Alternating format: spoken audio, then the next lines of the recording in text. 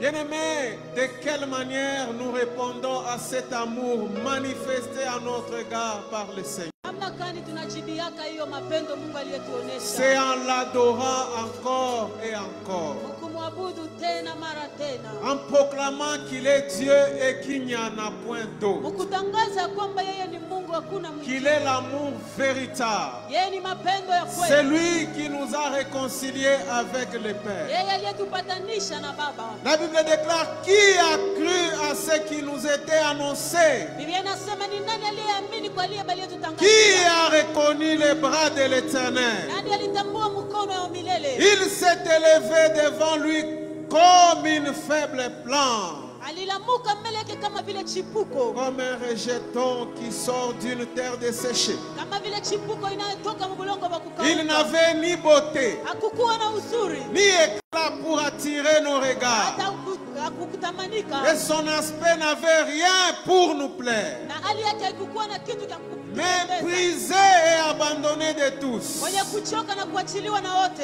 de douleur et habitué à la souffrance, semblable à celui dont on détourne le visage.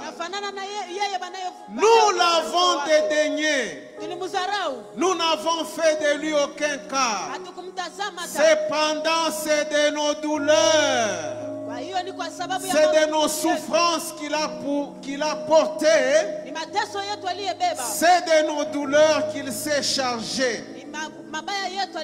Et nous l'avons considéré comme puni, frappé de Dieu et humilié. Mais il était blessé, semblable à un agneau qu'on mène à la boucherie, et une brebis muette devant ceux qui l'attendent. Il n'a pas ouvert la bouche.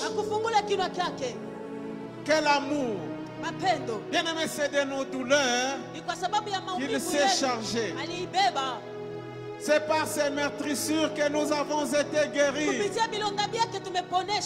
Dieu nous a réconciliés avec le Père, Jésus. Bien-aimés, nous étions tous errants. Chacun suivait sa propre voie. Mais le Seigneur a eu pitié de nous, il a eu compassion de nous. Ce matin, nous voulons encore dire merci pour la croix. Quelque chose se passait que le monde n'avait jamais connu. Et nous ne méritions rien du tout. Mais c'était la grâce. Voilà pourquoi nous voulons lui dire encore qu'il est grand, qu'il est redoutable. Il est digne d'être adoré. Il est digne d'être élevé ce matin. Dieu de notre salut, Dieu de notre grâce, celui qui a été bon envers nous et qui nous a manifesté son amour infini. Il nous a communiqué la vie éternelle, au travers de son amour et de cette œuvre de la croix. Que son nom soit béni et élevé encore ce matin. Merci pour la croix. Merci pour la croix. Merci pour cet amour. Et ce matin, je proclame ta grandeur, ta sainteté, ta magnificence. Au-dessus de tout, tu es Dieu.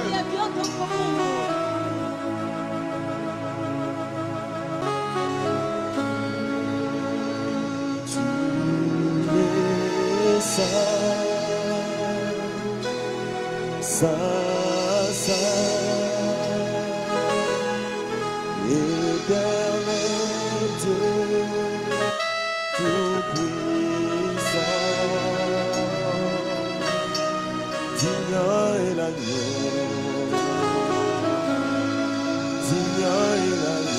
tu es saint.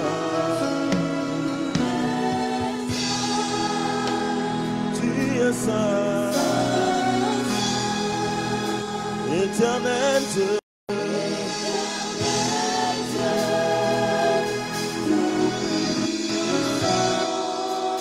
digne est l'agneau,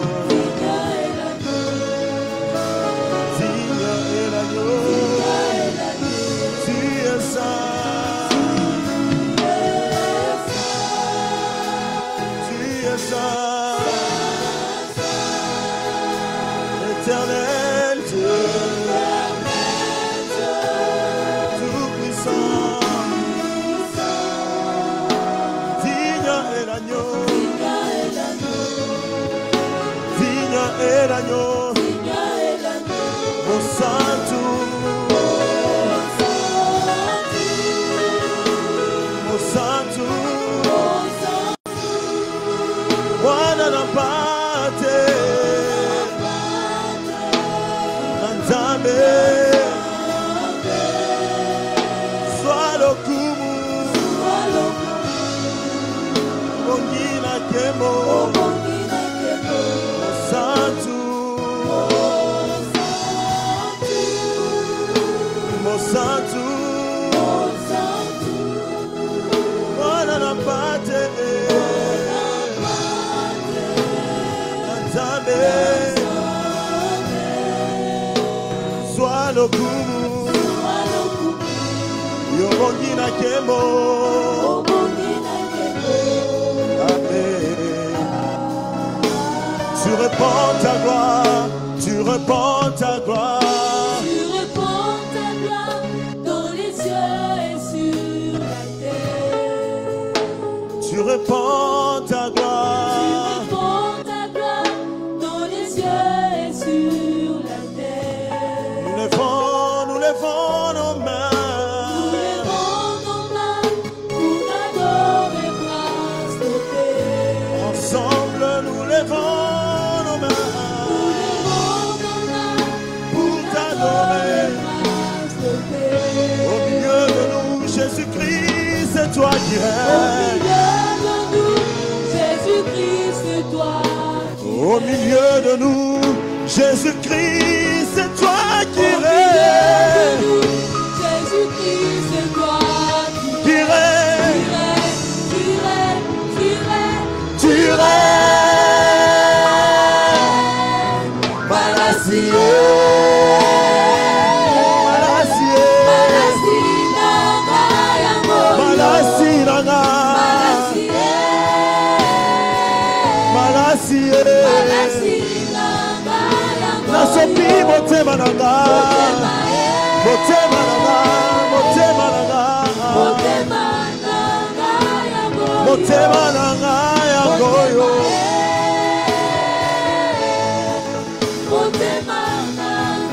Yamba mabanzo nanga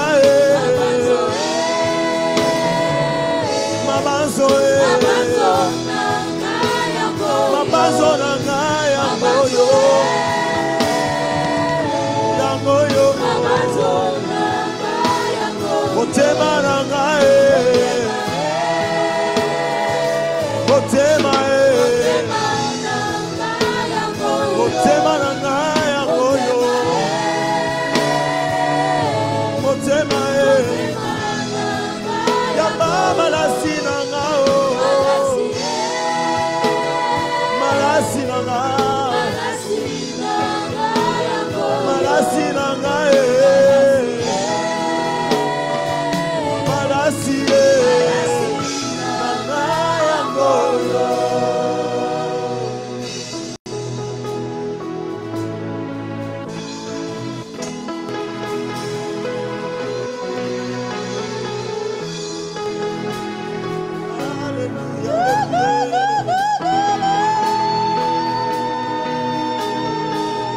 Alléluia, Hosanna.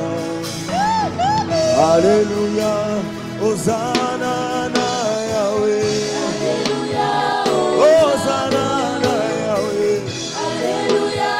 Hosanna na Shiloh. Abongina lokumue. Bwana napate. Engambe mobaliye. Mobuti molongi ye. Zambe nangu ya ye. Yahweh. Zana na Yahweh.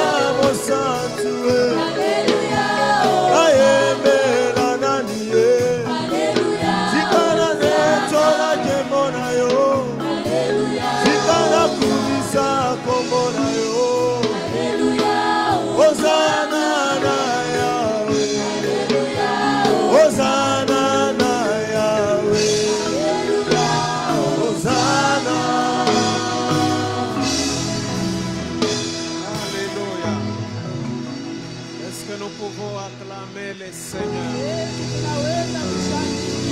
Alléluia. Gloire à notre Dieu. Seigneur, nous bénissons ton nom, nous te rendons toute la gloire et tout l'honneur, car tu es Dieu, il n'y en a point d'autre. Prends, Seigneur, la direction de ce moment et parle à nos cœurs. Seigneur, nous voulons t'écouter ce matin. Par ton esprit, parle-nous, communique-nous ta pensée, donne-nous la capacité de comprendre cette pensée et surtout de la mettre en pratique. Que tout esprit qui ne confesse pas ton nom ce matin soit bouté hors de ces lieux. Prends la place qui t'est due. Au nom de Jésus. Amen. Amen. Nous ouvrons nos Bibles.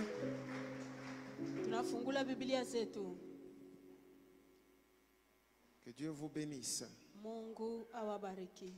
Est-ce que tu peux dire à ton voisin que Dieu te bénisse, mon voisin? Alléluia. Amen. Qu'il vous fasse du bien. Qu'il vous visite. Alléluia. Qu'il ne vous résiste pas. Que rien ne vous résiste. Alléluia. Qu'il ne vous refuse rien. Amen. Amen. Actes des Apôtres chapitre 2.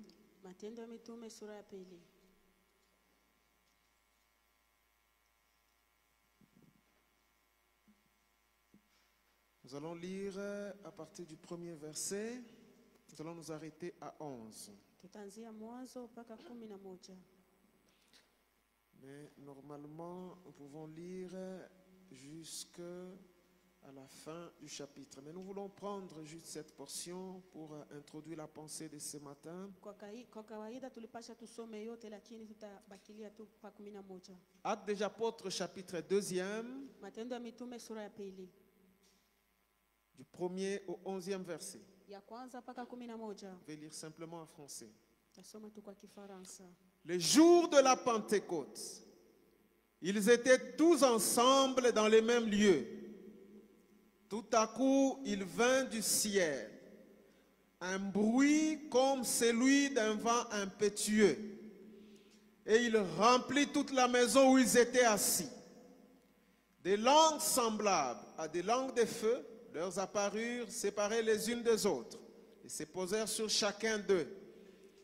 Et ils furent tous remplis du Saint-Esprit, et se mirent à parler en d'autres langues, selon que l'Esprit leur donnait de s'exprimer.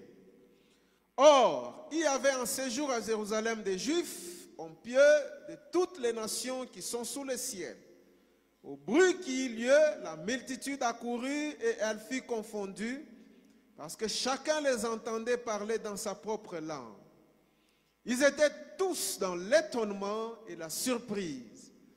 Et ils se disaient les uns aux autres, voici, ces gens qui parlent ne sont-ils pas tous galiléens?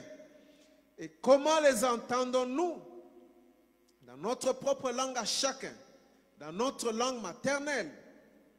Parthes, Mèdes et Lamites, ceux qui habitent la Macédoine, la Judée, la Cappadoce, les Ponts, l'Asie, la Phrygie, la Pamphylie, l'Égypte, les territoires de la Libye voisine de Cyrène, et ceux qui sont venus de Rome, juifs et prosélytes, crétois et arabes, comment les entendons-nous parler dans nos langues de merveille de Dieu? Amen.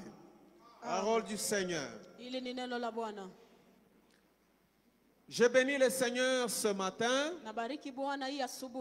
qui m'accorde encore cette grâce, cette faveur imméritée d'être la bouche par laquelle il va nous parler. Bien-aimés, jamais nous ne cesserons de réaliser le privilège que le Seigneur nous accorde. Kila mara tutakuwa nakumbuka mabahati yenye Bwana anatufanyia. Et surtout lorsqu'il permet que nous soyons la bouche par laquelle il parle. Na pale anatufanya tuwe kinywa kule anaweza kusema. Et c'est pour moi un privilège ce matin et je suis reconnaissant envers le Seigneur. Hii ni bahati kwangu na mimi nakuwa na shukrani mbele ya Je Bwana. dis également merci à mon pasteur, Papa Justin. Nasema tena asante kwa baba yangu, Baba Justin. C'est lui qui m'a aligné ce matin, Yeye aliyenipanga hii asubuhi bien qu'étant en voyage. ingawa amesafiri. Et je vous bénis aussi. Na wabariki pia. Merci pour votre présence. Asante kwa uwepo Quand yenu. vous êtes là, Mnapokuwa hapa, vous nous encouragez. Alléluia. mnatutia moyo. Ta présence m'encourage personnellement. Uwepo yako unanitia nguvu binafsi. Est-ce que la présence de ton voisin t'encourage aussi?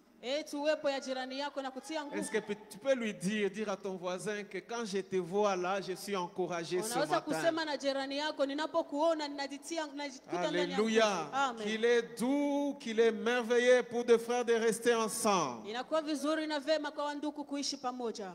Votre présence est une bénédiction pour moi. Uwepo yenu unakuwa ni baraka kwangu. Alors, la pensée que nous voulons partager, Wazo tunapasha kugawanya. nous sommes toujours dans le thème que notre papa nous a communiqué Tuko paka mkishina yenye baba yetu alitutangazia. pendant ce temps, Mwi wakati de la croix à la Pentecôte. toka msalaba paka Pentekote. Et mercredi, par la grâce de Dieu, Siku ya tatu kwa neema yake Mungu. nous avons lu dans 1 Corinthiens chapitre 1er verset 17 à 18. Tulisoma mu Wakorintho wa kwanza sura kwanza mstari wa 18. Nous avons introduit ou abordé ce thème Tulianza na kingililio juu ya hiki kishina. en comprenant. Mkuelewa. En réalité, ce thème est tout un parcours. Kwa kweli hiyo kishina inakuwa ni mwendo. De la croix à la Pentecôte Kutoka msalaba paka Pentekote. reste tout un parcours Inabakia ni mwendo. et représente deux Inaonesha piliers importants dans la marche chrétienne. manguzo mbili mu mwenendo wa Kikristo. Nous avons compris, bien-aimés dans le Seigneur, Tulielewa wapendwa katika Bwana. que par notre attitude, Kutokana na attitude yetu, nous pouvons rendre la croix de Christ vaine. tutafanya msalaba ya Kristo iwe bure. Alléluia. Amen. En réalité, Kwa kweli, il n'y a pas de Pentecôte hakuna Pentekote sans passer par la croix de Christ bila kupitia msalaba ya Kristo. ou sans réaliser l'importance de l'œuvre que le Seigneur a accomplie, a réalisée pour nous et pour toi et pour moi à la croix. Bila kuvumbua kazi ambayo Kristo aliyoifanya kumsalaba kwa ajili yako na yangu. Alléluia. Amen. Nous avons dit, bien-aimés dans le Seigneur, Tulisema wapendwa katika Bwana, qu'il est important de désirer vivre, expérimenter les œuvres de puissance, ni ya muhimu kuishi na kuona matendo ya miujiza parce que nous croyons en cela. kwa sababu tunaiaminia. Nous sommes pentecôtistes. Tuko wa Nous Kipentekotista. nous accordons une place particulière à la manifestation de la puissance de Dieu. Tunaacha fasi ya upekee kwa kuonekana kwa uwezo wa Roho Nous Mtakatifu. croyons au don du Saint-Esprit. Tunaaminia zawadi ya Roho. Cependant, Kwa hiyo la foi ou croire aux œuvres du Saint-Esprit kuaminia makazi ya Roho Mtakatifu ne devrait pas éloigner de nous l'œuvre du calvaire. haiwezi kuweka mbali kazi ya Kalvari.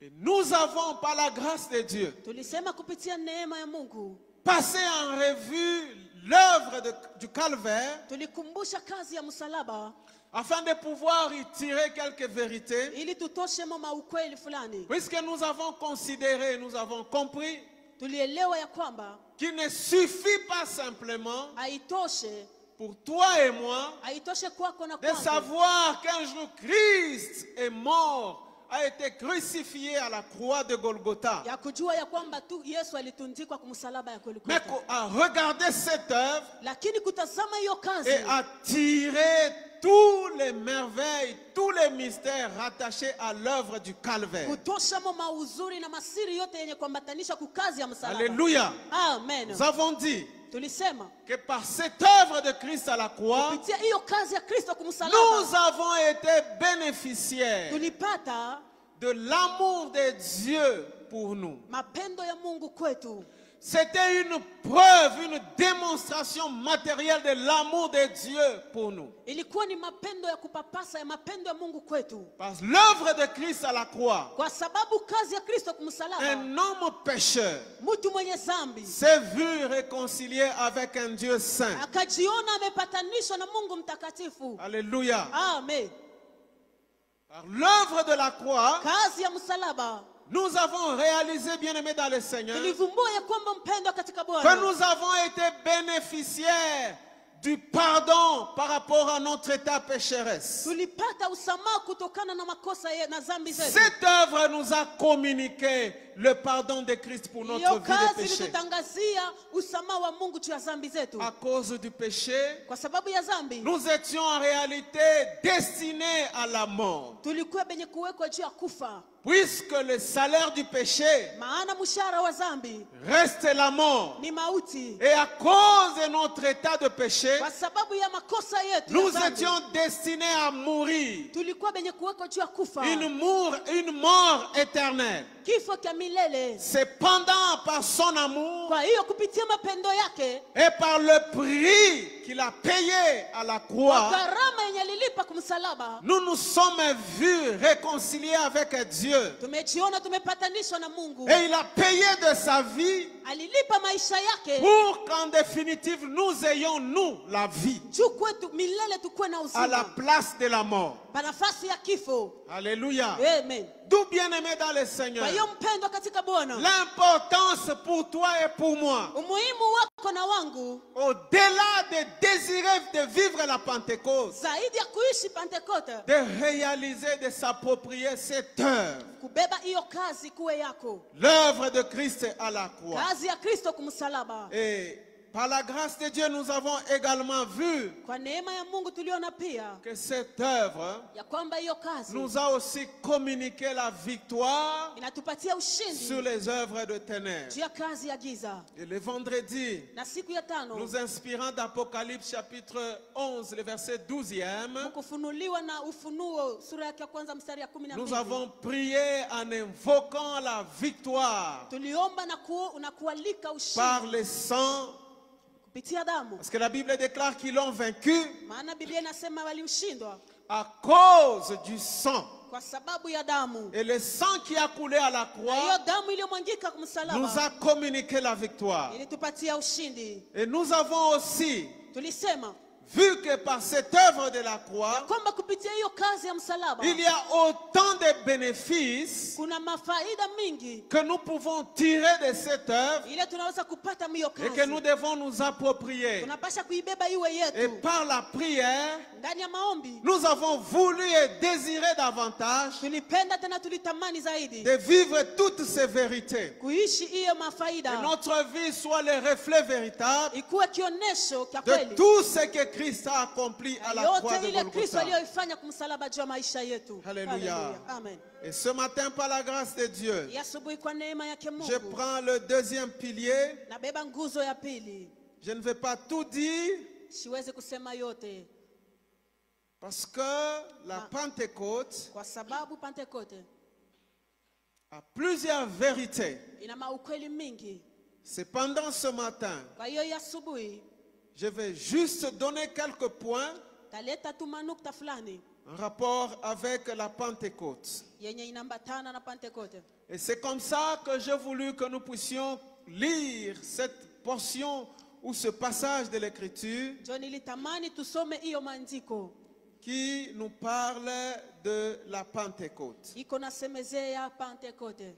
Je disais, bien-aimés dans le Seigneur, Nilikuwa nasema wapendwa katika Bwana, qu'en tant que chrétien, kama Mkristo, en tant qu'enfant de Dieu, kama mtoto wa Mungu, bénéficiaire de l'œuvre de la croix, mwenye kufaidika na kazi ya msalaba, nous devons vivre, expérimenter tunapasha kuona na kuishi cet autre pilier ou cette autre vérité qui est dans notre thème, hiyo nguzo ya pili, ukweli ya pili qui est iliyokuwa la Pentecôte. Pentekoste. Et pentecôtiste Kama vile wakipente signifie que nous croyons aux œuvres de puissance, inamaanisha kwamba tunaaminia kukazi ya nous croyons uwezo, au Saint-Esprit, tunaaminia Roho nous Mtakatifu, croyons à cette promesse que Christ lui-même a faite tunaaminia kwa hiyo ahadi Kristo mwenyewe aliyoifanya avant qu'il s'en aille. labda ya kuenda.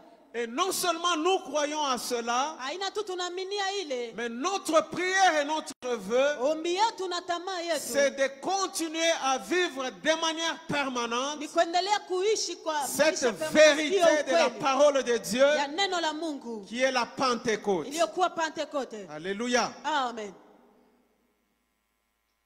Bien-aimés dans le Seigneur, Wapendwa katika Bwana, la Pentecôte Pentekote est une vérité importante dans notre marche. inakuwa ni ukweli ya muhimu mwenendo yetu. Un enfant de Dieu, Mtoto wa Mungu, celui qui a expérimenté l'œuvre de la croix, yeye aliyeishi kazi ya msalaba, celui qui croit à toutes les vérités que nous avons tirées de cette œuvre, yeye anayeaminia maukweli yote tuliibeba kwa doit kazi, aussi vivre anapasha pia kuishi et expérimenter kuona, l'œuvre ou la Pentecôte, anapasha kuishi tena qui est la Pentekote. manifestation de la puissance de Dieu Hiyo inakuwa kuonekana kwa uwezo au wa Mungu travers le Saint-Esprit. kupitia Roho Mtakatifu. Alléluia. Amen. Parce que ignorer cette vérité Kutokujua hiyo ukweli ne va pas nous distinguer des gens qui vivent ou qui croient dans la religion. Amen. haiwezi kutuachanisha na watu wengine wanaaminia madini. Alléluia. Amen. Lorsque nous ne croyons pas ou nous ignorons cette vérité importante de notre vie chrétienne, Pale tunakatala kujua hiyo ukweli ya muhimu ya Kikristo wetu, nous risquons d'être trop intellectuels kwa hatari tunaweza kujiona wenye akili et de kabisa pouvoir passer à côté de cette promesse importante de la parole de Dieu. na kwenda pembeni njia hii ukweli ya muhimu ya neno la Mungu. Bien-aimés dans le Seigneur, Wapendwa katika Bwana, il n'y a pas de vie chrétienne avec des résultats hakuna maisha ya Kikristo na matokeo mazuri sans l'expérience de la Pentecôte. bila kuishi Pentekote. Alléluia. Amen. Il n'y a pas de vie chrétienne Hakuna maisha ya Kikristo qui porte des résultats inatoa matunda sans mazuri l'expérience de la bila Pentecôte. kuishi Pentekote. Personnellement, bien-aimé dans le Seigneur, Kwa binafsi wapendwa katika Bwana, non seulement j'aime entendre au sujet du Saint-Esprit, aina tu napendaka kusikia juu ya Roho c'est-à-dire Mtakatifu. j'aime entendre quand on parle du Saint-Esprit, Napendaka kusikia wanaposemea juu ya Roho Mtakatifu. j'aime aussi parler du Saint-Esprit, Napendaka pia kuisemezea. mais aussi j'aime vivre, expérimenter le Saint-Esprit. Kisha napendaka kuona na kuishi Roho Et je Mtakatifu. crois, bien-aimé dans le Seigneur, Naamini mpendwa katika Bwana, qu'aucun enfant de Dieu hakuna mtoto wa Mungu ne peut être tranquille, anaweza kuwa ustarehe, ne peut être à l'aise, anaweza kuwa kimya, ne peut se soustraire anajitosha de l'expérience du Saint-Esprit. kuishi uwezo wa Roho Mtakatifu. Alléluia. Amen.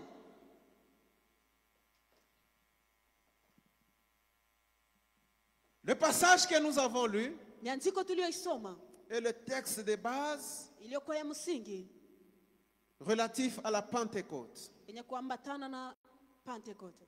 La croix, l'œuvre de la croix a eu lieu. Kazi ya msalaba ilifika. Jésus-Christ a subi tout ce qu'il a subi. Yesu alipata vyote bila alipata. Les disciples ont vu, ils ont eux-mêmes vécu ce que Christ a accompli. Wanafunzi wa Kristo waliona vyote Yesu alitenda, Ils l'ont même vu ressusciter. balimuona pia kufufuka. Cependant, Christ va leur dire, Kwa hiyo Kristo atawaambia, il va leur donner une promesse. anawapatia ahadi, Il va leur dire anawaambia de pouvoir rester babakie, avant de continuer la mission, labda kuendelesha kazi, non pas rester pour peut-être attendre un nouveau sauveur, haina kubakia kuchunga mkombozi mwingine, mais il leur fait une promesse lakini aliwaahidia de pouvoir attendre bachunge, l'expérience de la Pentecôte baishi Pentekote avant de pouvoir continuer la mission pour laquelle ils les avaient laissés sur la mbele ya terre. kuendelesha kazi aliyowachia.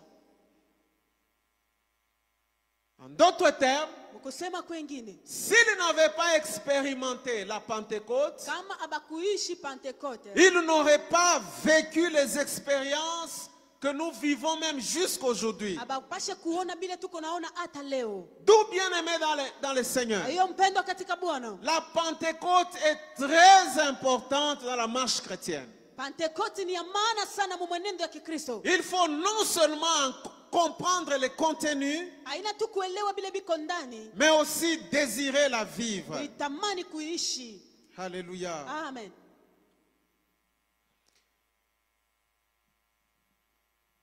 Déjà, dans l'Ancien Testament, Mwagano la kale nous trouvons dans la Bible tunakuta ndani ya Biblia que les peuples ya kwamba d'Israël taifa ya Israeli avaient l'habitude balikuwa na mazoea de vivre ou de fêter la Pentecôte. kuisherekea hii Pentecote. Cependant, Kwa hiyo elle avait une auto-signification. ilikuwa na maana ingine. Alléluia. Amen. Dans Exode chapitre 23, Kutoka 23 verset 16, mstari wa 16, dans Lévitique 23, Walawi 23, le verset 15 à 22, Walawi 23, 22. nous voyons que le peuple avait une recommandation de pouvoir célébrer la Pentecôte. Bali alikuwa kila mara banze kusherekea Pentecote. Je suis en train de poser les bases Niko naweka misingi pour que nous comprenions l'importance de la Pentecôte dans notre vie en tant que pentecôtistes. ili tuelewe umuhimu wa Pentecote maisha yetu kama vile wa kipente. Exode chapitre 23, verset 16. Kutoka 23, La Bible déclare: Biblia inasema,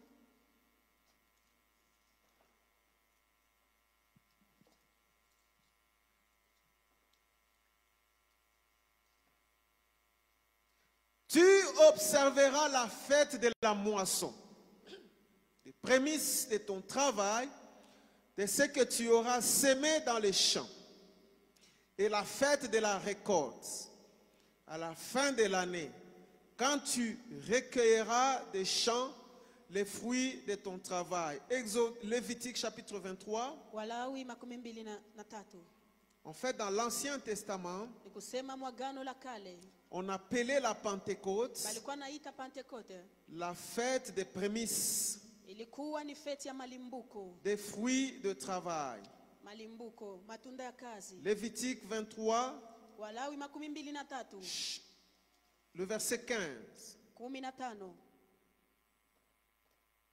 Depuis le lendemain du sabbat, du jour où vous apporterez la gerbe pour être agitée de côté et d'autre, vous compterez 7 semaines entières. Vous compterez 50 jours jusqu'au lendemain du 7e sabbat et vous ferez à l'Éternel une offrande nouvelle. Vous apporterez de vos demeures 2 pains pour qu'ils soient agités de côté et d'autre. Ils seront faits avec 2 dixièmes de fleurs de farine et cuits avec du levain. Ce sont des prémices à l'Éternel. Outre ces pains, vous offrirez en holocauste à l'Éternel 7 agneaux d'1 an sans défaut, un jeune taureau et des béliers. Vous y gênerez l'offrande et la libation ordinaire comme offrande consumée par les feux d'une agréable odeur à l'Éternel. Vous offrirez un bouc en sacrifice d'expiation et 2 agneaux d'1 an en sacrifice d'action de grâce. Le sacrificateur agitera ses victimes de côté et d'autre devant l'Éternel avec les pains des prémices et avec les 2 taureaux. Elles seront consacrées à l'Éternel et appartiendront au sacrificateur. Le verset 22. Quand vous faites la moisson dans votre pays, tu laisseras un coin de ton champ sans les moissonner et tu ne ramasseras pas ce qui reste à glaner. Tu abandonneras cela aux pauvres et à l'Éternel. Je suis l'Éternel, votre Dieu. Ici, bien-aimés dans le Seigneur, je vais nous faire comprendre que le peuple juif, déjà à l'origine, célébrait la fête de la Pentecôte ou la fête des prémices. En réalité, Pentecôte signifie le 50e. C'est une fête qui s'est célébrée. C'est pendant quelque chose entourait cette fête. C'était la reconnaissance au Seigneur. Alléluia. Amen. Elle était accompagnée d'une offrande d'action de grâce. ilisindikizwa na sadaka ya matendo ya shukrani. Et du temps des Juifs, Na wakati ya Wayuda, cette fête était aussi appelée la fête de la moisson. ilikuwa pia feti ya mavuno. Bien-aimés dans le Seigneur, Wapendwa katika Bwana, le temps de Pentecôte wakati ya Pentekote est aussi un temps de reconnaissance. inakuwa pia ni wakati ya kushukuru. Alléluia. Amen. C'est un temps de souvenir Inakuwa ni wakati ya de ce kukumbuka que Dieu a accompli pour nous. vile Bwana alitimiza Et kwetu. ce souvenir est aussi accompagné d'une action de grâce, d'une reconnaissance devant le Seigneur. Kukumbuka na kuleta sadaka ya tendo ya shukrani na kushukuru. Alléluia. Amen. Les Juifs, Wayuda ils se rappelaient de la libération de l'Égypte. balikuwa nakumbuka kufunguliwa kwao Et kutoka à cette Misri. occasion, ils étaient reconnaissants. Na kwa hiyo balikuwa nakutambua, Ils apportaient à Dieu balikuwa naletea Mungu les prémices de la moisson. malimbuko ya mavuno yao. La Pentecôte, Pentekote c'est une fête inakuwa ni feti de reconnaissance devant le Seigneur, ya kushukuru mbele ya Bwana. de sorte que nous ne pouvons pas être indifférents Hatuwezi kuya bantu saa hatuna de ce tabu. que Dieu a fait pour nous. Kwa vile Mungu alitufanyizia. D'où l'importance, bien-aimés dans le Seigneur, Kwa hiyo umuhimu wapendwa katika Bwana d'être davantage reconnaissants au Seigneur kuwa zaidi na roho ya kushukuru mbele ya alors que Bwana. nous sommes en train de tendre vers la Pentecôte. Vile tunasogea mbele ya Pentekote. Là n'est pas mon problème ce matin. Pale haina mambo yangu hii asubuhi. Et le peuple juif, Hawa Wayuda ils aimaient tellement cette fête baliipenda sana hiyo feti parce qu'elle leur permettait d'exprimer leur reconnaissance au Seigneur. kwa sababu ilibafanya banze kutambua na kushukuru juu ya bile Bwana alibafanyizia. Alléluia. Amen. En tant qu'enfants de Dieu, Kama mtoto wa Mungu nous devons davantage aimer la Pentecôte. tunapasha kupenda zaidi Pentekote. Lorsque nous disons que nous sommes pentecôtistes, Pale tunajiita wa Kipente, il faut qu'il y ait une attitude non seulement d'amour kunapasha kuwe hali moja aina tu ya mapendo tu, à cette fête, un attachement à cette célébration, lakini kuambatanisha kwa hiyo sherehe, mais surtout une reconnaissance envers le Seigneur. lakini kushukuru na kutambua mbele ya Bwana. À l'heure actuelle, bien-aimés dans le Kwa Seigneur, saa hii wapendwa katika Bwana, cette fête, nous le voyons dans le Nouveau Testament, hiyo feti tunaiona mwagano jipya. a coïncidé avec l'effusion du Saint-Esprit. Ilifikia pamoja na kushushwa kwa Roho Mtakatifu. Et nous voyons que les chrétiens de notre ère, Tunajua ya kwamba Bakristo ba wakati hii ils ont aussi beaucoup aimé la Pentecôte. balipenda sana Pentekote. Alléluia. Amen. Ils ont aimé la Pentecôte. Balipenda sana Pentekote. Et ils aimaient célébrer cette fête. Balipenda kusherekea hiyo feti. Ils aimaient célébrer cette fête. Balipenda kuisherekea kabisa hiyo feti. Parce qu'elle était rattachée à leur, si je peux dire, à leur coutume. Ilikuwa yenye kuambatana na matabia zao. Ils aimaient célébrer la Pentecôte. Balipenda sana kuisherekea. Cependant, bien-aimés dans le Kwa Seigneur, hiyo mpendwa katika Bwana, ce n'était pas simplement une simple célébration. haikuwa tu sherehe ya kawaida. Elle a coïncidé avec l'expérience Ilikutana pamoja na d'une promesse que le Seigneur a faite à ses disciples. kuishi kwa ahadi yenye Bwana alifanyia wanafunzi wake. L'effusion du Saint-Esprit. Kupokewa kwa Roho Mtakatifu. La portion des Écritures que nous avons lue Miandiko tuliyoisoma explique quelque chose. iko nasema kitu kimoja. Une expérience vécue par les disciples. Yenye baliishi aba ba mitume. Jésus-Christ, avant de partir, Yesu Kristu avant ende, il va leur laisser cette promesse. aliwaidia. Tellement qu'ils avaient peur Balikuwa na oga kabisa de pouvoir vivre ou passer par des tribulations, par les menaces des Juifs. balikuwa na oga ya kupitia mu mateso ya Wayuda.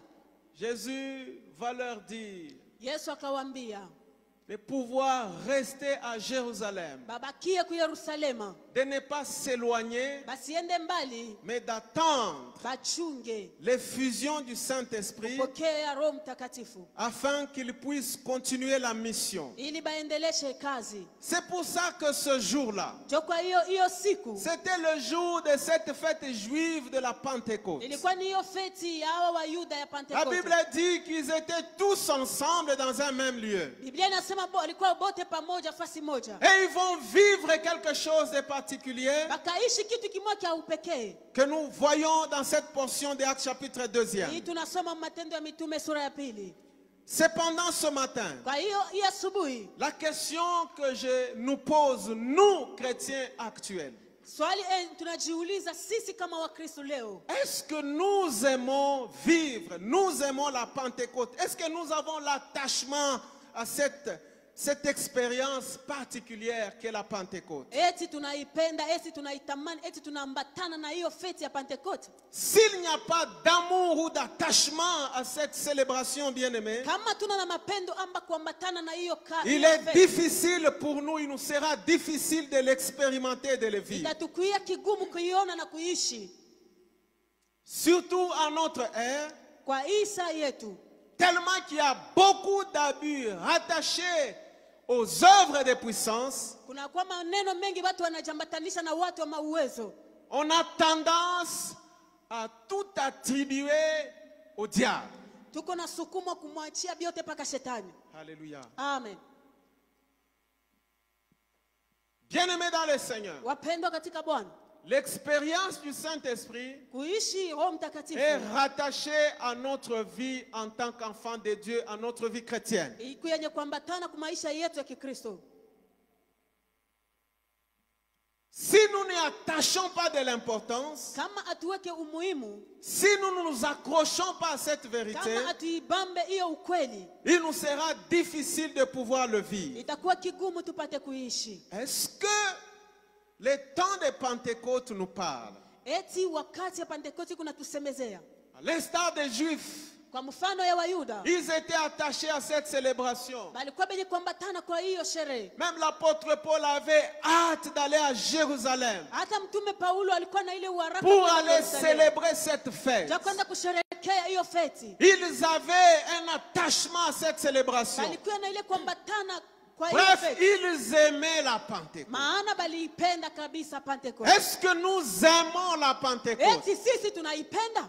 Est-ce que quand on parle de la Pentecôte, Wanaposemea Pentekoste, ça nous parle? eti kuna sema Est-ce que kweli. ça nous challenge? Eti kuna tuweka mbele ya Est-ce que mapambano. nous avons besoin d'expérimenter aussi quelque chose rattaché à cette fête Eti ou à tunapenda, cette vérité biblique? eti nasi tunapenda tuishi kitu kia kufanana na hiyo ukweli. Je disais qu'avec les abus actuels, Kwa sababu na makosa ya leo, nous avons dénaturé l'expérience du Saint-Esprit. tunaharibu ile maisha ya Roho Mtakatifu. Alléluia. Amen.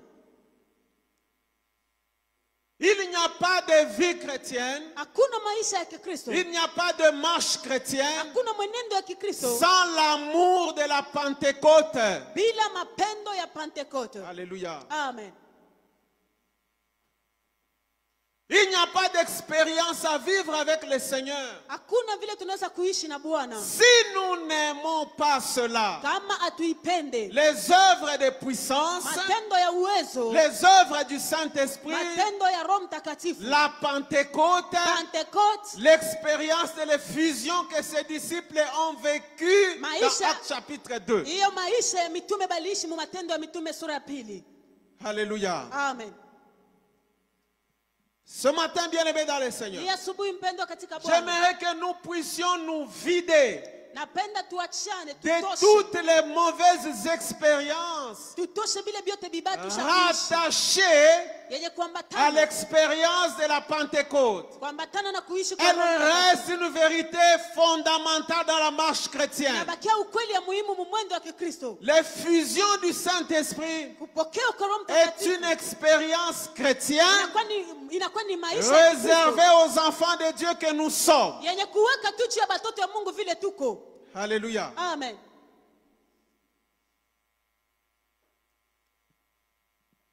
Alors, ces gens Hawa watu Ils aimaient la Pentecôte. balipenda sana Pentecote. Ils accordaient une importance particulière à cette célébration. Balikuwa naibeba na bujito sana hiyo feti. Acte chapitre 20, verset 16. Matendo ya Mitume 12 mstari wa 16.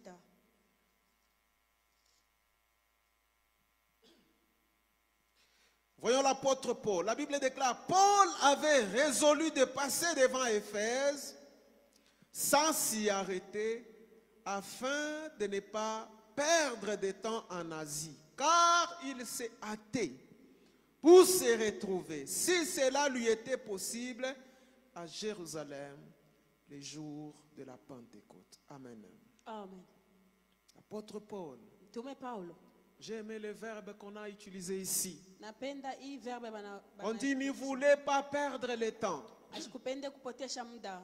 Parce qu'il s'est hâté. Kwa sababu alikuwa anaenda haraka. Il ne voulait pas passer beaucoup de temps à Éphèse. Asikupende apitishe masaa mingi ku Efeso. Il s'est hâté pour se retrouver à Jérusalem. Alikuwa anaenda mbio ajikute ku Le Yerusalemu. jour de la Pentecôte. Siku ya Pentecote. C'était une fête à laquelle les Juifs accordaient de l'importance. Ilikuwa ni karamu ambayo Wayuda walikuwa naweka umuhimu kabisa. Ils s'est hâté, donc ils y mettaient de l'effort, ils se précipitaient Balikuwa najikaza, balikuwa naenda mbio à la célébrer. Juu ya kuisherekea. Alléluia. Amen.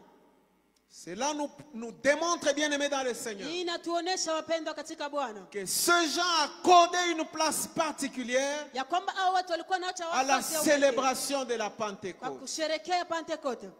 Dans notre vie, bien aimés dans le Seigneur, Maisha yetu wapendwa katika en Bwana, tant qu'enfants de Dieu, kama mtoto wa Mungu, nous devons accorder une place particulière à l'expérience du Saint-Esprit. tunapaswa tuache nafasi ya muhimu kwa kazi ya Roho Mtakatifu. Alléluia. Amen. Nous devons accorder une place de choix à l'expérience du Saint-Esprit. Tunapaswa kuacha nafasi ya upekee juu ya kuishi Roho Mtakatifu. Il est très important pour notre vie chrétienne. Ni ya muhimu kabisa mu maisha yetu ya Kikristo. Est-ce que le temps de Pentecôte te parle? Eti wakati ya Pentecote na Est-ce kusemezea. que l'expérience de l'effusion du Saint-Esprit de l'acte 2 te parle? Eske hii kushuka kwa Roho Mtakatifu Est-ce kunasema? que ça te challenge Eske inakusukuma pour te dire, kukuambia je suis bien tel que je suis? niko starehe gisi nilivyo. Je n'expérimente pas les œuvres de puissance. Siishi matendo ya miujiza. Je ne vis pas une autre dimension Siishi avec le hatua ingine Seigneur. pamoja na Bwana. Mais au moins, Lakini ça va. niko tu mzuri. Est-ce que l'expérience du Saint-Esprit, le besoin de vivre et de célébrer la Pentecôte nous challenge dans notre marche chrétienne? Eti ile haja ya kupokea Roho Mtakatifu inatusukuma maisha Il yetu y ya a kiroho. une importance à accorder à cette fête. Kuna umuhimu yenye tunapasha kuweka kwa hiyo Il y a sherehe. une importance à accorder à la Pentecôte Kuna umuhimu yenye tunapasha kuweka kwa dans Pentecote. la vie de tout enfant de Dieu. Kwa maisha ya kila mtoto wa Mungu. Et pourquoi nous devons le faire? Kwa nini tuifanye? Pourquoi nous devons attacher de l'importance au Saint-Esprit, Kwa nini tulete umuhimu kwa à Roho Mtakatifu? l'expérience du Saint-Esprit dans notre vie chrétienne? Mkuishi Roho Mtakatifu maisha yetu ya Kikristo. Je disais Nilikuwa nasema que autour de nous, pembeni yetu, surtout nous chrétiens de ce temps ici, zaidi sisi Wakristo wa saa hii nous minimisons davantage l'expérience du Saint-Esprit. tunadharau sana kazi ya Roho Les Mtakatifu. choses qui se passent autour de nous Mambo kunapita pembeni yetu travaillent de manière à nous amener à négliger l'œuvre ou l'expérience de la Pentecôte. Bienye tuko naishi pembeni yetu biko natusukuma tuzarau kazi ya Et Pentecote. nous mordons à ce piège du diable. Tunaangukia mwile mteko ya shetani. Alléluia. Amen.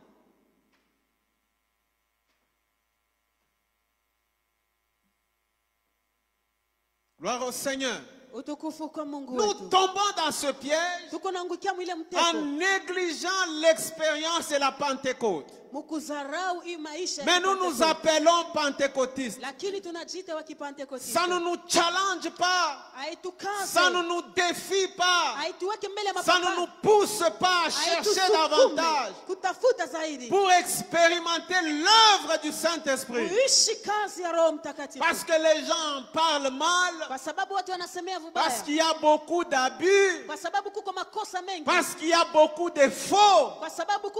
Nous n'accordons pas de l'importance à l'expérience de la Pentecôte dans notre vie. Nous choisissons ce qui nous plaît. La vie chrétienne bien-aimée dans le Seigneur, autant qu'elle est rattachée, liée à l'œuvre de la croix, autant elle doit l'être à l'expérience de la Pentecôte. Je disais que ce thème, c'est tout un parcours. On passe de la croix, on va et on expérimente la Pentecôte. Et cela fait de notre expérience chrétienne une vie terrible. Alléluia. Amen. Pourquoi devons-nous accorder de l'importance à la Pentecôte? Romains chapitre 8. Je prendrai le verset 9. La première raison. J'en ai sélectionné 4. C'est sur ça que je vais parler. Mais je commence par le premier. Romains chapitre 8.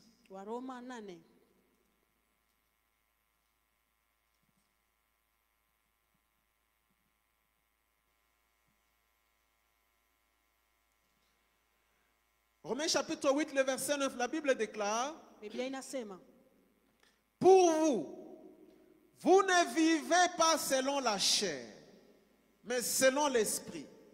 Si du moins l'esprit de Dieu habite en vous, si quelqu'un n'a pas l'esprit de Christ, il ne lui appartient pas. Alléluia. Amen.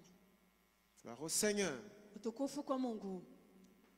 Le Saint-Esprit fait de nous des enfants de Dieu.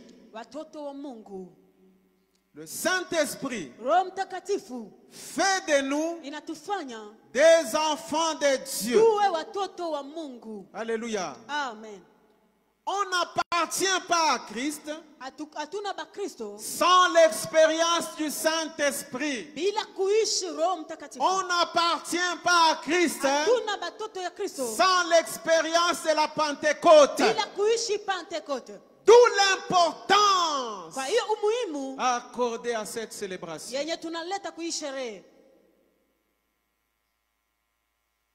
Si donc vous n'avez pas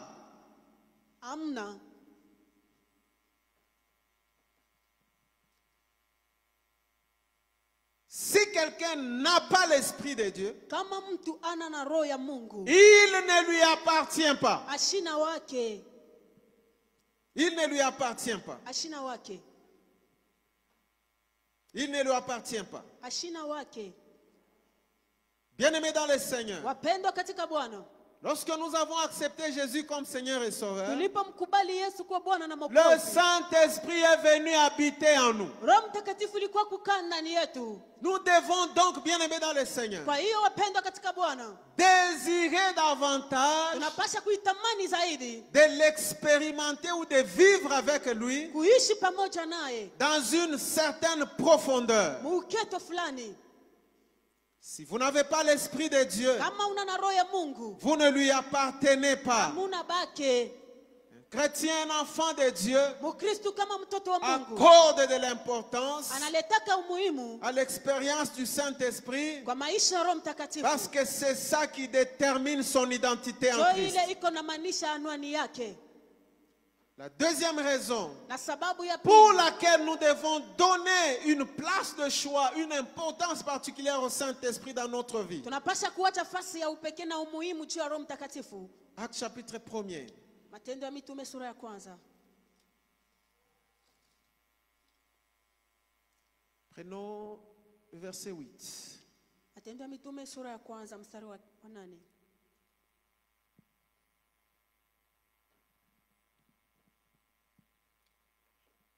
Le Saint-Esprit habite en nous. Non.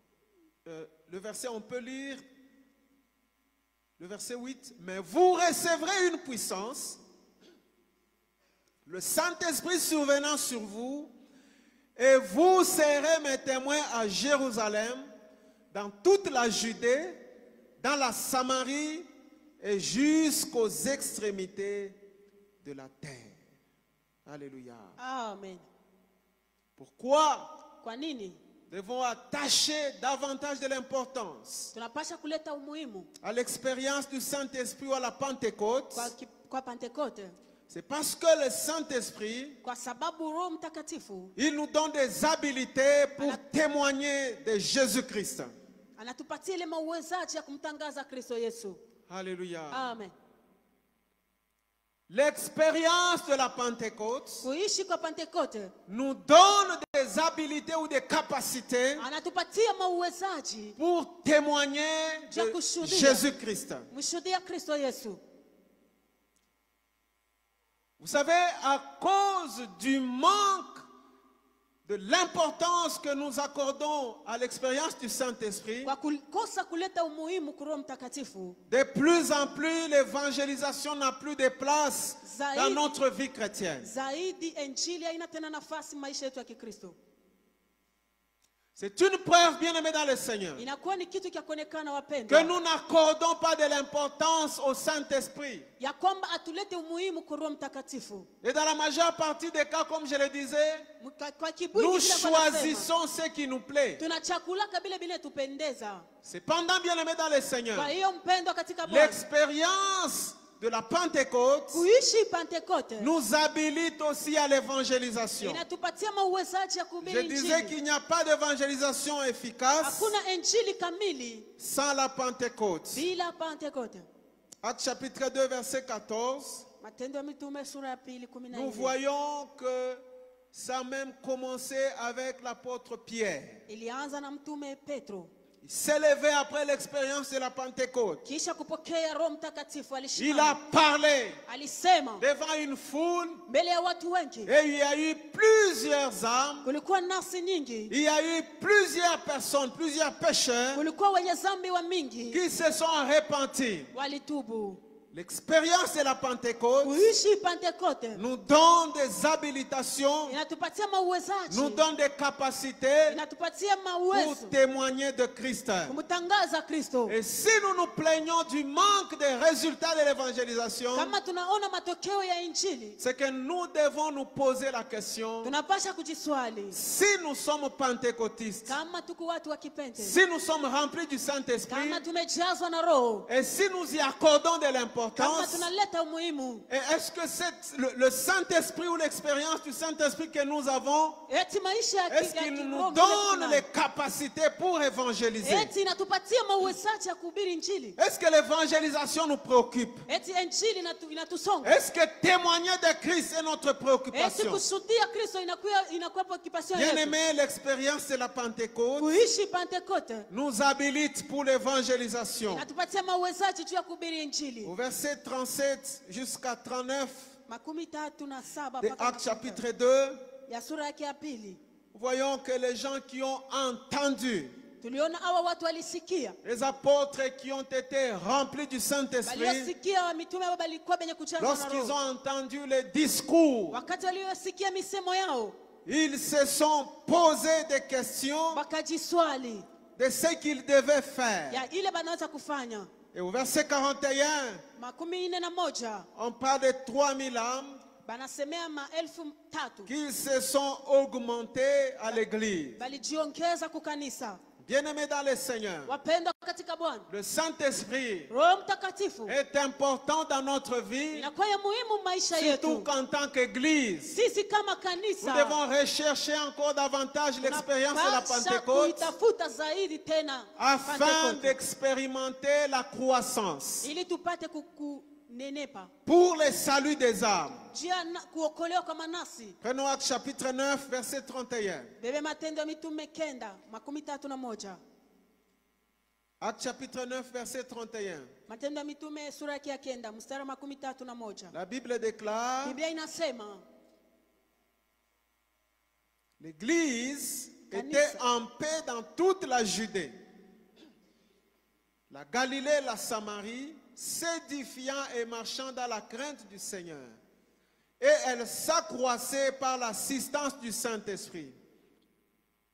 Alléluia. Amen. Pourquoi nous devons accorder de l'importance à la Pentecôte? Kwa nini tulete umuhimu kwa Pentecote? C'est aussi pour le salut des âmes. Juu ya kuokoa manafsi. C'est aussi pour la croissance de l'Église. Juu ya kukomaa kwa kanisa. Il n'y a pas d'évangélisation qui porte des fruits inaweza kuleta matunda sans l'expérience de la Pentecôte. bila Pentecote.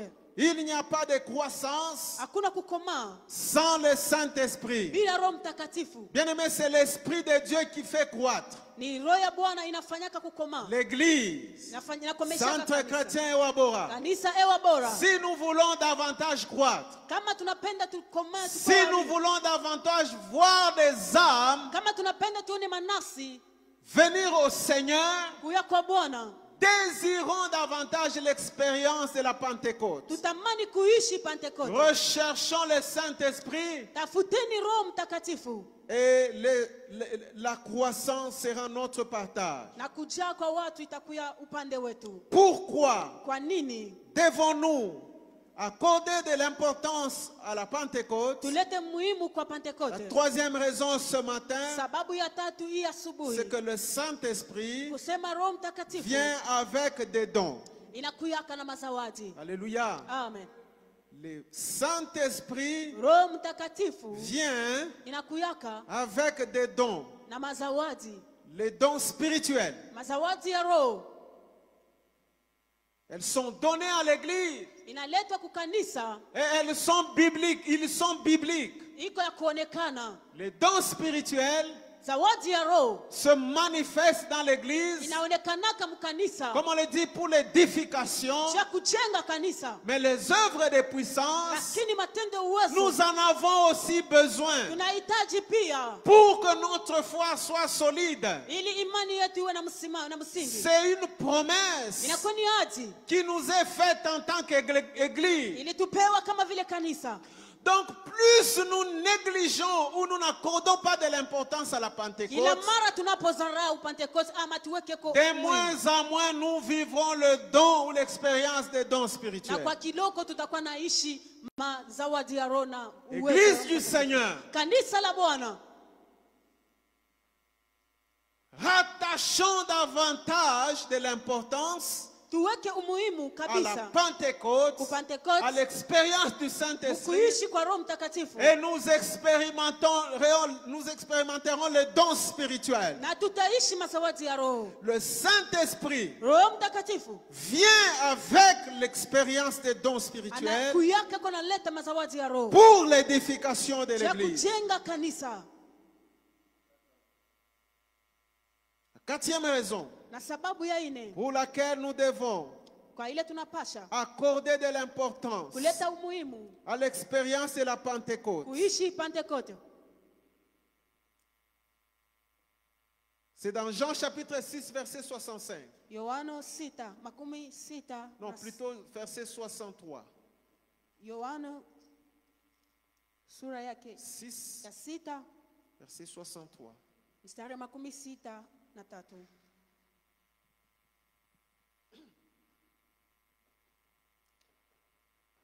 La Bible déclare que c'est l'esprit qui vivifie. La chair ne sert de rien. Les paroles que je vous ai dites sont esprit et vie. Alléluia. Amen. Le Saint-Esprit Roho communique la vie. ndiye analeta uzima. Alléluia. Amen. L'expérience du Saint-Esprit Kuishi kwa Roho Mtakatifu ou la Pentecôte ama Pentekote communique la vie. inatutangazia uzima. Car c'est l'Esprit qui vivifie. Maana ni Roho inayepatia uzima. Bien-aimés, nous entendons, nous écoutons de plus en plus la parole du Seigneur. Tunasikia kila mara neno la Bwana. Mais parfois cette parole Kila mara hiyo neno ne produit pas de vie en nous. haipatie tena uzima ndani kwetu. C'est-à-dire qu'elle n'influence pas notre marche. Haiambukiza mwenendo yetu. Alléluia. Amen. Pourquoi? Kwa nini? Parce que nous n'accordons pas de l'importance au Saint-Esprit. Maana atulete umuhimu kwa Roho Mtakatifu. En nous-mêmes déjà, Sisi wenyewe ndani yetu nous avons des barrières. tunaweka vizuio. Vous savez, notre propre esprit humain ici filtre la parole de Dieu. Roho yetu sisi wenyewe iko nenda kunyungulula neno la Mungu. Nous donnons à nous-mêmes le sens à la parole de Dieu. Tunaleta maana kwa neno la Mungu sisi wenyewe. Parfois nous l'interprétons mal. Kila mara tunaitafsiria vibaya. Comme le pasteur nous le disait ici le jeudi avec les serviteurs. Ile baba alikuwa anaisema siku ya 4 hapa na Alors que watumishi. la parole de Dieu est proclamée, Wakati neno la Bwana linatangazwa, nous qui la recevons, sisi tunayoipokea, nous ne la recevons pas comme le Seigneur nous la communique. hatuipokee vile Bwana anatutangazia. Nous y accordons notre propre interprétation. Tunaleta tafsiri yetu binafsi. Et parfois cette parole-là Kila mara hiyo neno ne peut pas produire des résultats. haiwezi kutosha matunda. Pourquoi? Kwa nini? Parce que Kwa sababu en nous, ndani yetu nous n'avons pas l'Esprit de Dieu hatuna na roho ya qui Mungu. peut donner la vie à cette Weza parole-là, kupatia uzima kwa hiyo de neno. sorte qu'elle influence notre marche, Ya kusema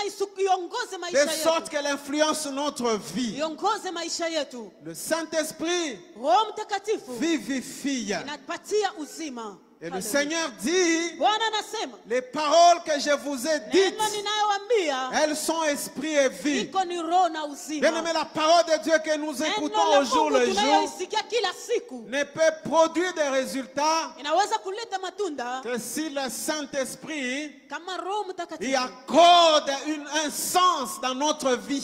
inailetea maana mu maisha yetu. Hallelujah. L'Esprit de Dieu Roho Mtakatifu qui peut prendre sa parole inaweza kubeba neno lake et la donner une forme dans notre vie. anaipatia maana mu maisha yetu. Hier, nous étions quelque part Fasi fulani et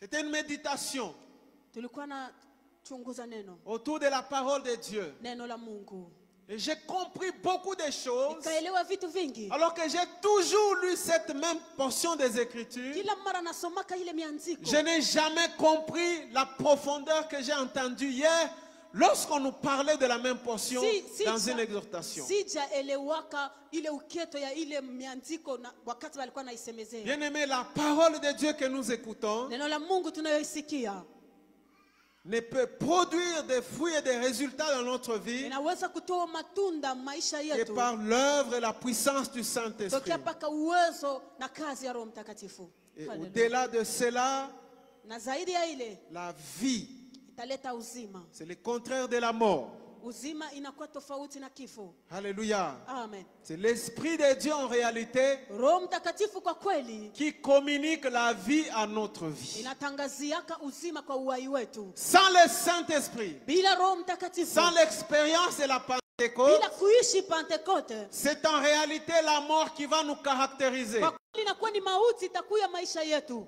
Alléluia. Amen.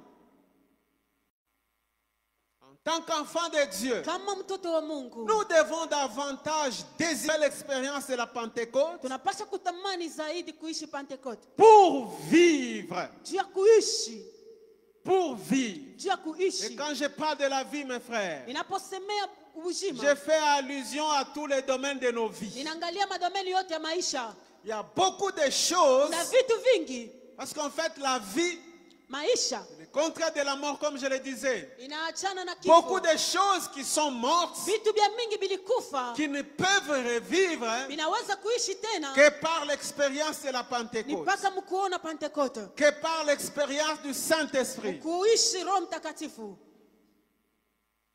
D'où l'importance Umuhimu à accorder au Saint-Esprit dans notre yenye vie. tunapasha kuletea Roho Mtakatifu mu maisha yetu. Ignorer le rôle kusahau ama kutokujua ile la place du kazi, Saint-Esprit dans notre marche. nafasi ya Roho Mtakatifu mwenendo yetu En tant qu'enfant de kama Dieu, mtoto wa Mungu. ne nous aide pas à le rechercher. Haitusaidie kumtafuta. Alléluia. Amen.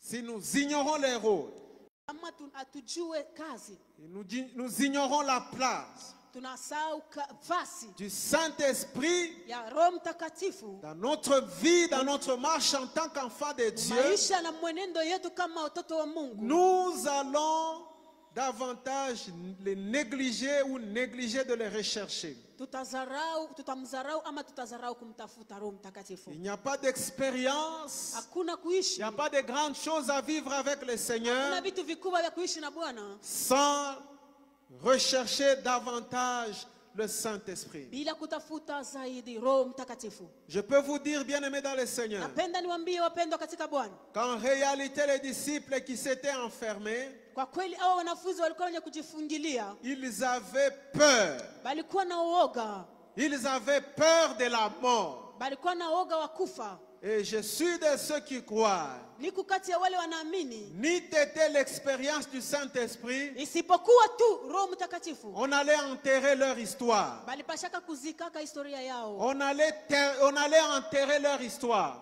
historia yao On n'aurait pas parlé d'eux. hatukupashake tena kuwasemezea. S'ils n'avaient pas expérimenté la Pentecôte, Kama habakuishi ça Pentecoste, allait s'arrêter là. nipasha kukomea pale. Cependant, Kwa hiyo à cause de cette expérience, kwa sababu ya hiyo maisha, une nouvelle histoire a commencé. historia mpya ikaanza. Et même toi et moi, Wewe na mimi qui sommes aujourd'hui dans l'église, tuko hapa ndani ya kanisa nous leo, sommes les résultats de cette expérience du Saint-Esprit. tuko matokeo ya hiyo kazi ya Roho Mtakatifu. Amina, Alléluia. amen.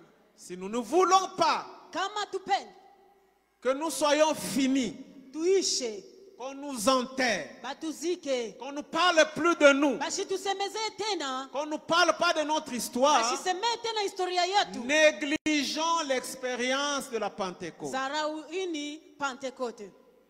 Je réponds. Narudia tena, Je dis ceci. nasema hivi, Mon frère, ma soeur, ndugu dada, si tu veux kama unapenda que même par rapport à ta vie chrétienne, hata maisha yako ya qu'on ne Kikristo, parle plus de toi, basi kusemezee tena, qu'on t'enterre, bakuzike, qu'on ne parle plus de ton histoire, basisemee tena historia yako, néglige zarau la Pentecôte. Pentecote.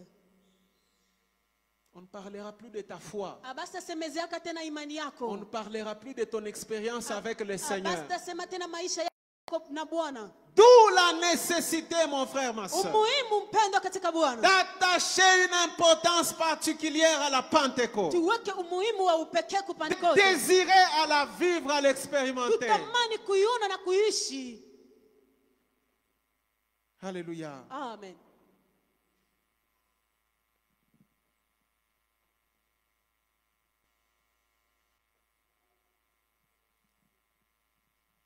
Avant-dernier point, Nukta labda ya mwisho, c'est que par le Saint-Esprit, kupitia Roho Mtakatifu nous sommes scellés pour le salut. tumewekwa muhuri wokovu. Alléluia. Amen. Ephésiens chapitre 1er, Waefeso sura ya kwanza verset 13. mstari ya 13.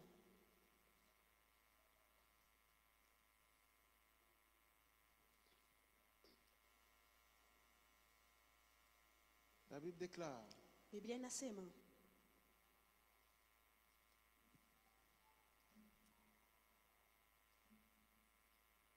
au verset 13, en lui, ndani yake vous aussi, nyinyi vile vile, après avoir entendu la parole de la vérité, wakati mliposikia neno la kweli, l'évangile de votre salut, habari njema ya wokovu en wenu, lui vous avez cru, ndani yake mlikwisha kuamini, vous avez été scellés du Saint-Esprit qui avait été promis, vile vile mlitiwa muhuri ya Roho Mtakatifu lesquels est un gage de notre héritage ndio ilikuwa arabuni ya urithi wetu, pour la rédemption de ceux que Dieu s'est acquis ili kutolea ukombozi kwa mali à la yake mwenyewe, louange de sa gloire. kwa sifa ya utukufu wake. Bien-aimés dans le Seigneur, Wapendwa katika Bwana, l'expérience du Saint-Esprit maisha ya Roho Mtakatifu est un gage inakuya pour arabuni notre salut. ndio wokovu wetu. Alléluia. Amen. Si nous sommes attentifs, Kama tuko wasikilivu, nous regardons les vérités de la croix, tunaona maukweli ya msalaba, nous les retrouvons aussi dans la Pentecôte. tunaikuta pia ndani ya Pentekoste. Alléluia. Amen. Le Saint-Esprit Roho Mtakatifu est une garantie inakuya arabuni pour notre salut. ndio wokovu wetu. Le chapitre 4 d'Éphésiens, Sura yake ya 4 30e verset, 13, sura Éphésiens wa Efeso sura ya 4 4:30. mstari wa 13.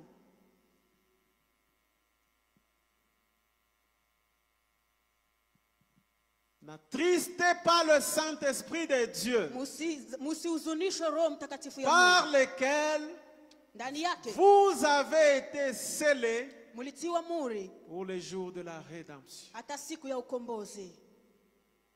Alléluia. Amen. Quelqu'un qui néglige le Saint-Esprit Yeyote anayezarau Roho Mtakatifu ne croit pas au salut. asiaminie okovu, Et ça sera pour lui difficile itakuya kigumu kwake d'expérimenter le salut. kuona wokovu. C'est pendant quelqu'un Kwa hiyo mtu qui accorde de l'importance analeta umuhimu au Saint-Esprit Roho Mtakatifu est en train de garantir son salut. eko na garantir okovu yake. Vous savez, quand on dit n'attristez pas le Saint-Esprit, Pale banasema msihuzunishe Roho c'est au Mtakatifu, travers de nos actions. ni kutokana na matendo yetu. La manière dont nous marchons Vile tunatembeaka démontre si nous accordons de l'importance à notre salut. iko naonesha kwamba tunaleta umuhimu kwa wokovu yetu. Le Saint-Esprit Roho Mtakatifu est un gage inakuya arabuni pour notre salut, juu ya wokovu wetu, pour notre rédemption. juu ya ukombozi wetu. Alléluia. Amen. Il est la garantie. Yeye Et anatuhakikishia le jour où le Seigneur ya apparaîtra, kwamba siku Bwana atarudi il va nous délivrer complètement du mal. atatuokoa na mabaya yote. Il est l'espérance de notre rédemption. Anakuya ni tumaini ya ukombozi wetu. Bien-aimés dans le Seigneur, Wapendwa katika Bwana, soit un homme, uwe mtu soit une femme uwe mwanamke qui aime le Saint-Esprit, anampenda Roho Mtakatifu, qui recherche constamment le Saint-Esprit, anatafuta kila mara Roho qui Mtakatifu, chérit le Saint-Esprit, anaipenda sana Roho qui ne Mtakatifu, l'attriste pas asimuhuzunishe parce qu'il connaît l'importance kwa sababu anajua umuhimu du Saint-Esprit ya Roho dans sa Mtakatifu vie. kwa maisha yake, Et il y accorde tellement de l'importance. anaipatia ina bei. Ne tombons pas dans ces pièges Usianguke mwile miteko de négliger ya kudharau l'expérience du Saint-Esprit. maisha ya Roho Mtakatifu. Alléluia. Amen. Que le Seigneur nous aide Bwana atusaidie par la puissance du Saint-Esprit kupitia uwezo wa Roho, d'aimer tupende le Saint-Esprit. Roho Mtakatifu.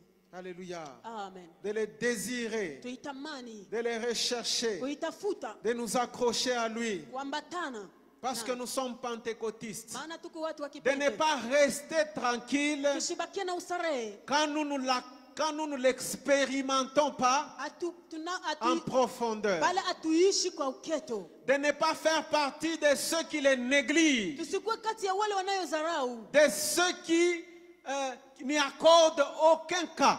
bali abayangariria abana takule, Parce que nous sommes pentecôtistes. maana sisi tuko wa kipentekotiste Et la Pentecôte na Pentekote tient à notre existence en tant qu'enfant de Dieu. inaambatana kwetu kumaisha yetu kama vile Que mtoto le wa Mungu. Seigneur bénisse sa parole. Bwana abariki neno lake.